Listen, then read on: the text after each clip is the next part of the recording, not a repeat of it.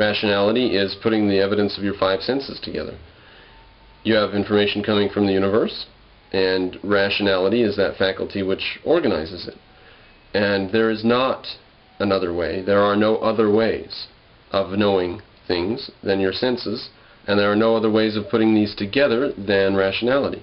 All other ways are false and misleading and deceptive and destructive and irrational. Common misunderstanding: there are not 2, nor 4, nor 1,000 rationalities. There is one rationality. There's one logic. There's one reason, because there's one reality. And logic and reason and rationality are not these floating piece of fluff, and there's reality over there, and there's logic and reason are up there, and that's not how it is. Here's reality. And we look at reality through reason. So it has to connect us to reality.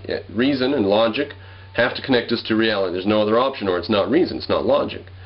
There is one thing that is rationality, because there is one thing that is the universe. And he says there are many kinds of intelligence besides this manipulative technological form that human beings have become obsessed with.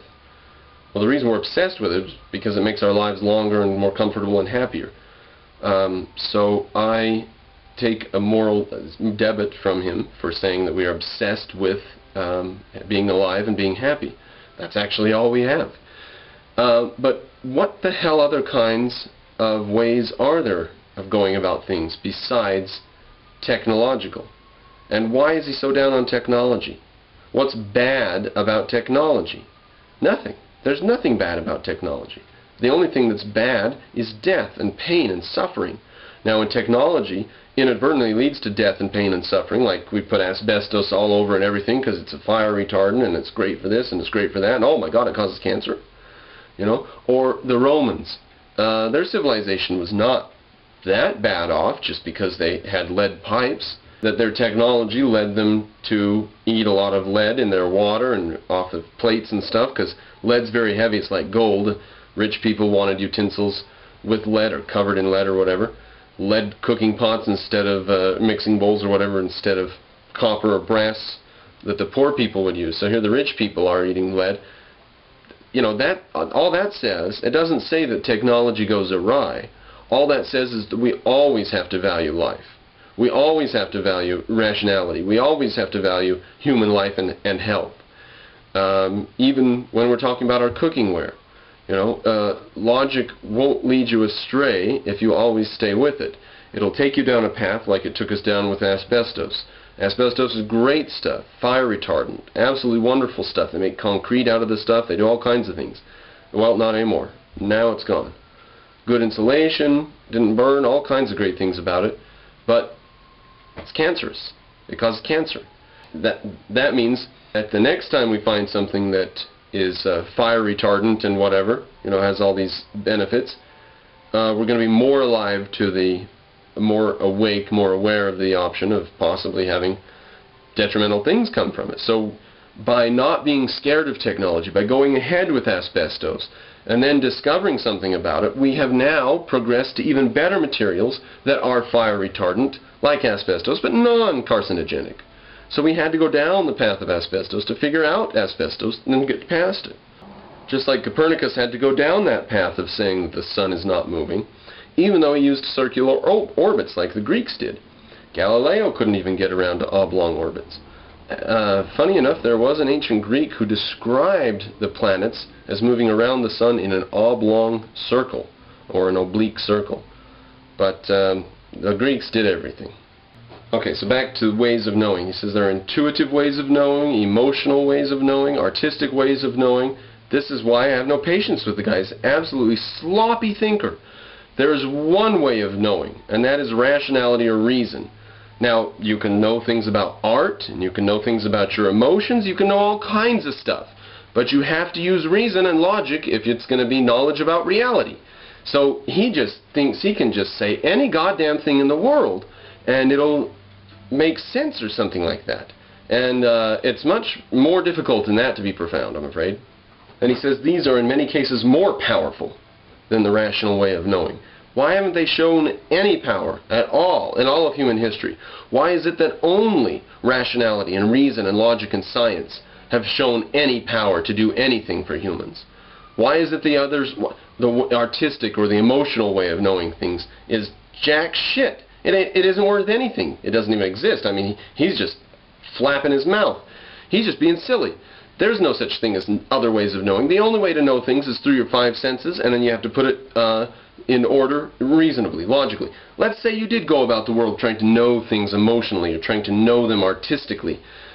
You would have to use reason and logic to figure out whether or not these are true according to reality. You have this artistic knowledge. Well, it's not knowledge until you verified it with reason and logic. So, no, he's just sloppy thinker. Then he says we're going to destroy ourselves if we separate the artificial man-made values from nature itself. We have to remain integrated with nature, otherwise we will destroy ourselves. Artificial man-made values? What other values are there? What other possible values in the entire universe are there besides man-made values? The damn horses and dinosaurs didn't have any values, and the butterflies and the ferns and the grass, they didn't have any values. How is it that man-made values are artificial? They're as natural as the damn moon, if you ask me, because we're a product of nature too. I'm not the one trying to separate us from nature. It's thou art that thinks we're separate from nature. They think nature is one thing, pristine, perfect, beautiful, and humans are this corrupt, obsessed, manipulative, what are some of the other words he uses? Phenomenon, not natural. Humans aren't natural. And by doing what they do, by using reason and logic, they are separating themselves from nature, he thinks. I think it's all a bunch of bulllarchy. We're not separate from nature. Nature's what we are. Nature's the damn moon floating around the earth. Nature's the sun burning. We're not separate from that. But that's everything in the universe is nature. We're not separate from it. And we're not artificial. Our values are not artificial. Our values are as natural as anything else. And we have every right in this universe, as much as the dinosaurs did, to live. I think I've mentioned this already. He says we're a religious animal. That's why we don't think of ourselves as a normal animal, because we have religion. Well, Aristotle took a very different view of that. He said that we are the rational animal. That's why we're different from other animals. We're rational. And, in fact, reason is what allows us to put together little stories about how there's lightning and why there's thunder and where the universe came from. It's reason that allows us to fabricate these bizarre tales. It's reason and logic that allow us to anthropomorphize our ideas onto nature. So, no, we are not a religious species. We are a rational species. And religion is the consequence of using our rational faculty to explain things in a non-scientific way. So we are not a religious species. We are a rational species. We are the rational animal. All other animals are not rational. They are short-sighted. They are short-term, range of the moment, instinct-driven. But mankind is not. Mankind is rational. And I don't know what this guy's so hung up on religion about. Why does he think it's the end-all of everything? Bizarre. Then he says knowledge, or knowing things is going to drive you towards a religious practice, because knowing is a spiritual activity. You know? I mean, Jesus, just give me one frickin' speck of evidence. You can't, of course, because those aren't even statements about reality. That's just nonsense rambling. Next, he describes me as having a system of knowledge where there's the pure knower on the one hand, and then the pure thing which is known on the other hand. I think that's more Plato. I actually believe that we have five senses, and that's where we get all of our information, and that we can gather information from reality, and we can know things in reality, and that things that are available to the five senses are true. The ostensive method of demonstration. Prove to me that I'm here in the room. Prove to me that there's a table in the room. Prove to me there's a light behind me. There's no other way to prove it. That's stuff available to the five senses. He doesn't have any clue about this. He has no idea. And he's rambling about ways of knowing, and me being separate from the object I know, and all of this causes person to become religious. Then he says that experience is prior to any knowledge or any object or any vision or whatever, experiences prior. Wrong. Experience